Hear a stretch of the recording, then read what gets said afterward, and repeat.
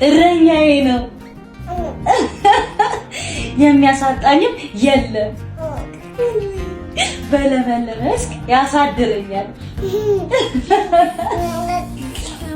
በእረፍቱ ውኃ ዘንድ ይመራኛል። ነፍሴ መለሳት፣ ስለ ስሙም በጽድቅ መንገድ መራኝ። ጥላ መካከል እንኳን ብሄድ አንተ ከኔ ጋር ነህና ክፉን አልፈራም። በትርና ምርኩዝ እነርሱ ያጸናሉኛል።